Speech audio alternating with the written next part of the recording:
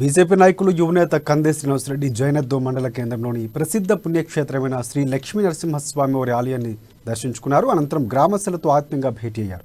అపరిశుభ్రంగా ఉన్న కోనేరు పునర్నిర్మాణానికి గ్రామస్తులతో పాటు తన వంతుగా సాయం అందించారు. ఆయన ఎకరానికి 300 రూపాయల చొప్పున రైతులు విరాళం ఇస్తే కందే శ్రీనివాసరెడ్డి తన వంతుగా 50,000 రూపాయలు ఆర్థిక సహాయం అందజేస్తారని ప్రకటించారు.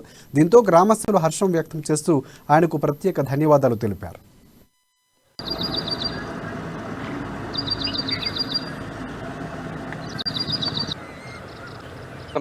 కోనేరు నిర్మాణం కోసం జైనత్ గ్రామ ప్రజల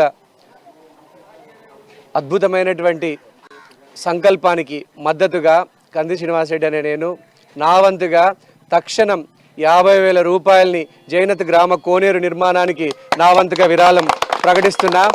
అలాగే ఇది దేవుడి పెళ్లికి అందరూ చుట్టాలే, వీలైనంతగా దాతలు ముందుకొచ్చి జైనత్ లక్ష్మీనారాయణ స్వామి కోనేరు నిర్మాణానికి సహకారం చేసి మీ భక్తి ప్రవృత్తుల్ని చాటుకోవాలని ఆదిలాబాద్ ప్రజలందరికీ నేను పిలిపిస్తున్నా.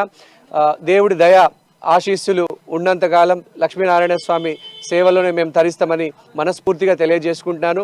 స్వామివారి ఆశీస్సులుతో ఆదిలాబాద్ ప్రాంతం అంతా సిరి సంపదలు సుఖ సంతోషాలతో వర్ధిల్లాలని నా మనస్ఫూర్తిగా స్వామివారిని ప్రార్థిస్తున్నాను. జయ నారాయణ స్వామి. జై శ్రీమన్నారాయణ.